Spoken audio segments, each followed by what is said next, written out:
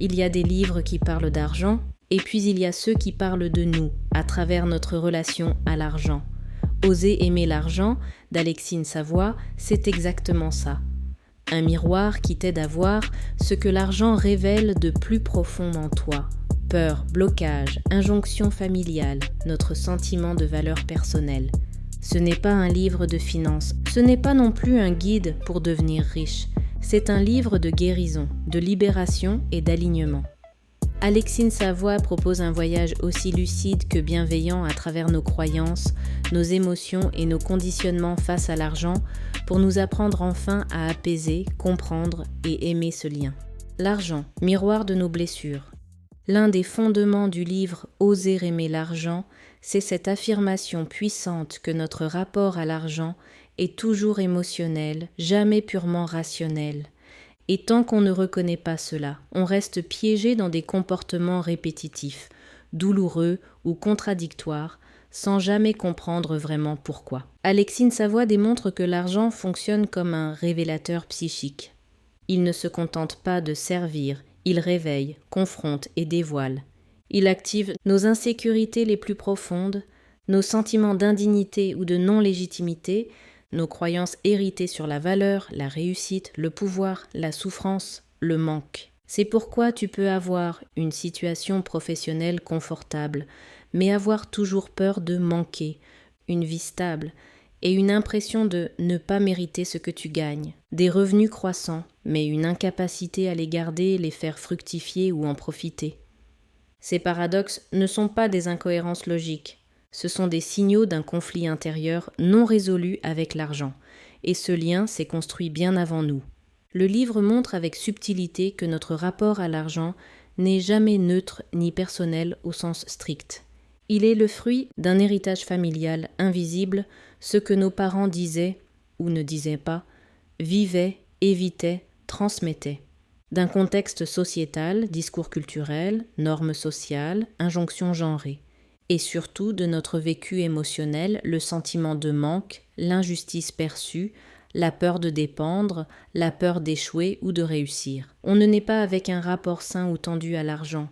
On le construit souvent de manière inconsciente à travers des épisodes émotionnels marquants.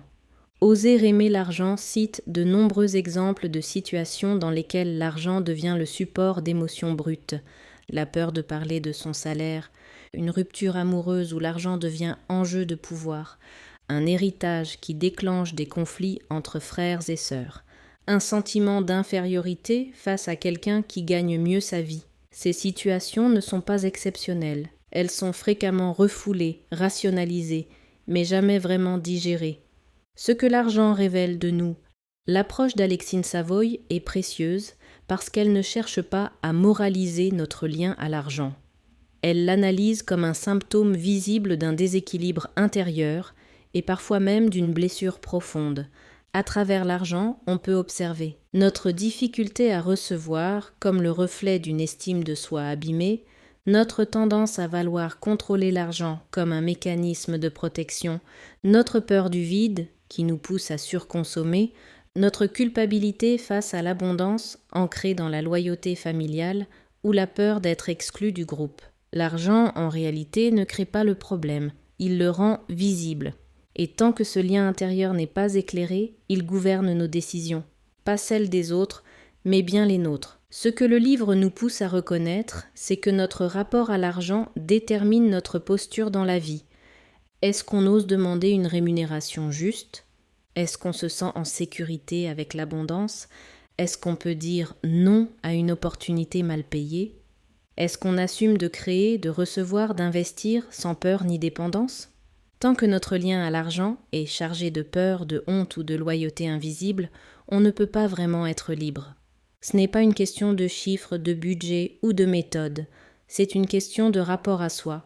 Alexine Savoie fait de l'argent un terrain d'exploration intérieure pour en faire un point d'entrée vers un apaisement durable. Car faire la paix avec l'argent, ce n'est pas apprendre à mieux le gérer, c'est apprendre à se tenir en paix avec ce qu'il dit de nous. Et c'est exactement ce que nous verrons dans la suite du livre. Comment ce lien s'est construit, pourquoi on ne nous l'a jamais enseigné, et surtout comment on peut commencer à le transformer. Ce qu'on ne nous a jamais appris sur l'argent. L'un des constats les plus importants du livre, c'est que nous avons grandi dans une forme d'ignorance institutionnelle autour de l'argent. On nous a appris à lire, à écrire, à compter, mais jamais à comprendre notre rapport à l'argent. Jamais à ressentir ce que l'argent provoque en nous. Jamais à développer une relation apaisée, fluide et consciente à ce sujet pourtant central. Dans le livre, il est expliqué que le système éducatif occidental, y compris en France ou en Suisse, traite l'argent comme une variable économique, comptable ou budgétaire, mais jamais comme une réalité émotionnelle et symbolique. On apprend à faire des opérations, à tenir un compte, parfois à établir un budget, mais on ne nous dit rien sur ce que signifie gagner sa vie, ce que veut dire valeur personnelle, comment parler d'argent sans malaise, pourquoi demander une rémunération juste semble si difficile, ou encore pourquoi recevoir de l'argent peut générer autant de gêne. Et ce vide éducatif ne touche pas seulement les enfants. Il se prolonge à l'âge adulte, dans les couples, les entreprises, les familles, où l'argent devient souvent un sujet sensible, conflictuel ou tabou. Le tabou comme norme. Le livre décrit à quel point, dans de nombreuses familles, l'argent est un non-sujet. Il n'est pas évoqué de manière claire, il est entouré de silence, de tension ou de formules toutes faites. Des phrases comme « l'argent ne fait pas le bonheur, il faut travailler dur pour réussir ». On n'est pas comme ceux qui en ont trop, sont répétées sans analyse, mais imprègnent profondément notre perception. En parallèle, les émotions qu'ils génèrent sont réprimées. On n'a pas le droit. D'en vouloir trop, ce serait être cupide. D'en manquer, ce serait être incapable, d'en parler, ce serait indécent, de s'y intéresser, ce serait matérialiste. Résultat, l'argent devient un objet de tension permanente entre désir et rejet, besoin et honte. L'impact de cette éducation implicite. Ce que l'auteur met en lumière, c'est qu'à force d'avoir appris à ne pas parler d'argent, on a aussi appris à ne pas se positionner. On ne sait pas poser une limite dans une négociation, on se sent gêné de fixer un tarif juste pour notre travail, on cherche la reconnaissance plutôt que la rémunération, on accepte des compromis qui nous appauvrissent émotionnellement ou financièrement, on ne sait pas recevoir sans se justifier. Tout cela ne vient pas d'un manque de courage ou de compétences financières. Cela vient d'un manque d'éducation émotionnelle sur ce que l'argent représente, déclenche et cristallise. Le livre explique aussi que notre lien à l'argent est profondément modelé par la famille, non seulement dans les mots, mais surtout dans les comportements observés. Même si nos parents ne nous ont jamais parlé d'argent, ils nous ont transmis leur rapport au risque ou à la sécurité, leur peur de manquer, leur culpabilité à s'offrir du confort, leur besoin de tout contrôler, ou au contraire leur fuite face à la gestion.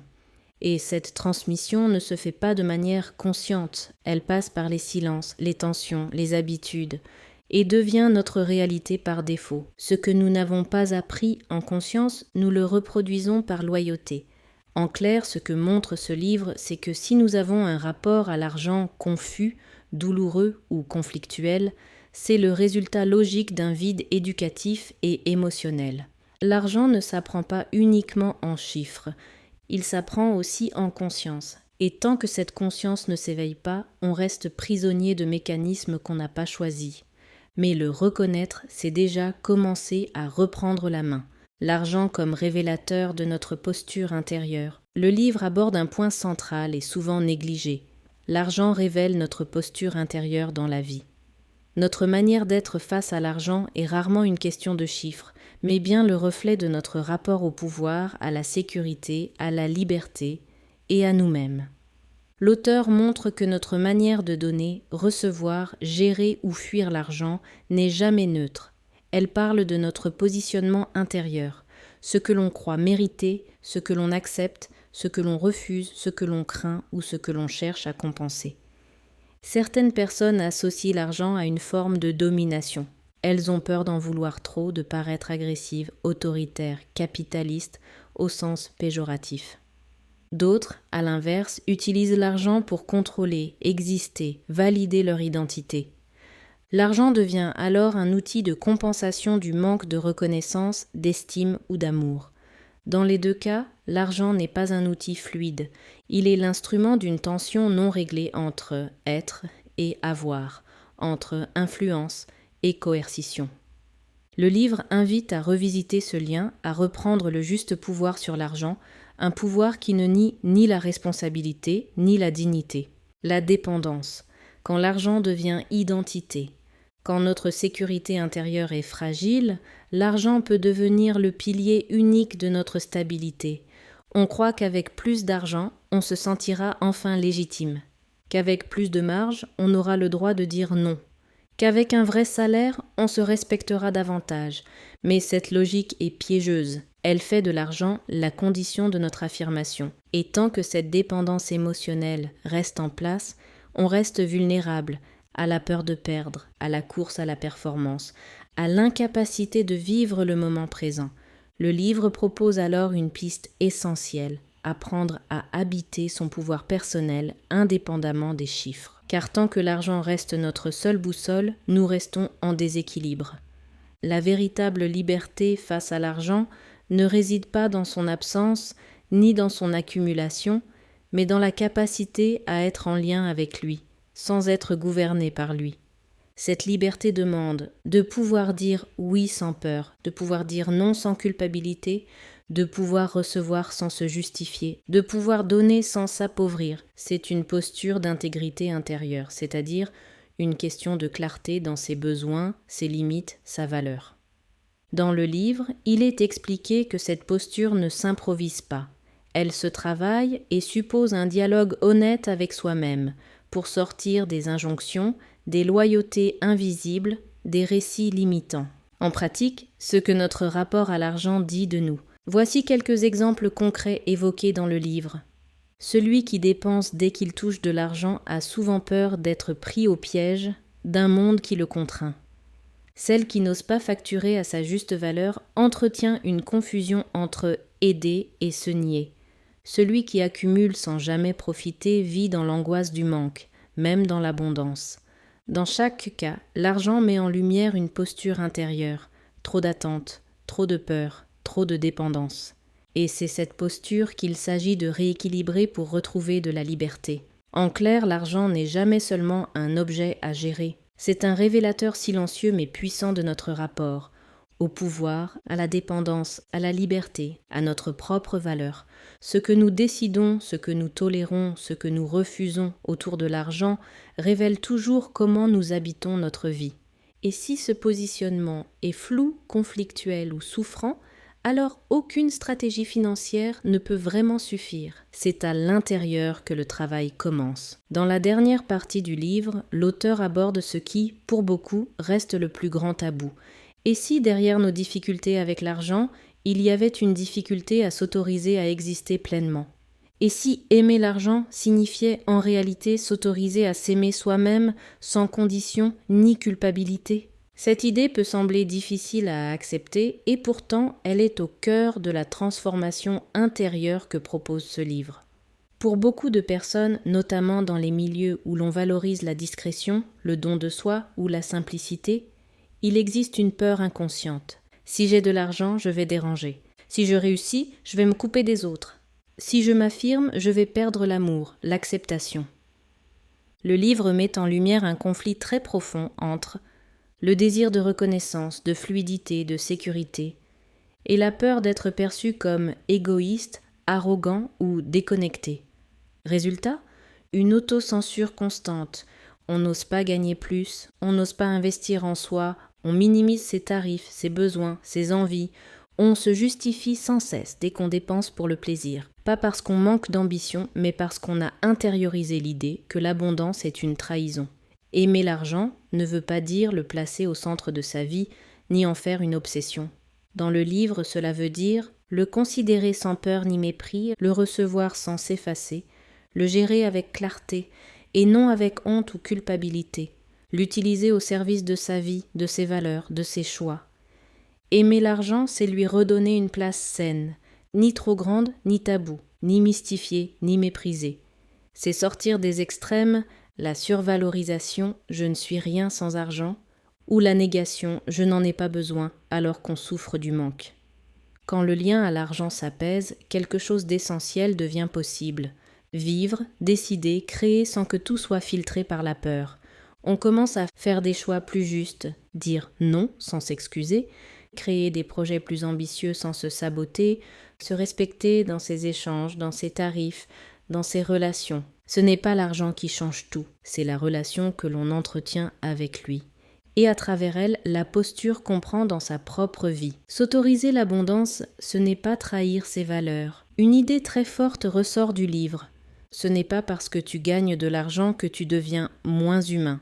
Ce n'est pas parce que tu reçois plus que tu es moins solidaire. Ce sont les récits construits souvent, transmis inconsciemment, qui t'empêchent d'accueillir ce que tu mérites.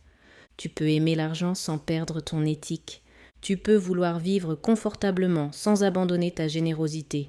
Aimer l'argent, dans ce livre, c'est s'aimer assez pour ne plus s'auto-limiter. C'est reprendre le droit d'avoir, de recevoir, d'exprimer ses besoins, de vivre selon ses propres codes. Et à travers ce processus, on ne devient pas riche qu'au sens matériel du terme, on devient aligné, apaisé, ancré dans sa propre valeur. En conclusion, ce que Oser aimer l'argent nous enseigne, c'est que l'argent n'est jamais juste une question de finances. Il est le reflet d'un rapport intime à la vie, à soi, aux autres, à notre place dans le monde. Tant que ce lien reste chargé de peur, de honte, de croyances héritées, de loyautés invisibles, nous avançons avec le frein à main. Nous refusons sans le savoir de recevoir ce que nous méritons, de poser nos limites, de construire une vie où l'abondance et la paix intérieure coexistent. Oser aimer l'argent te propose un travail de réconciliation dans ta relation avec l'argent.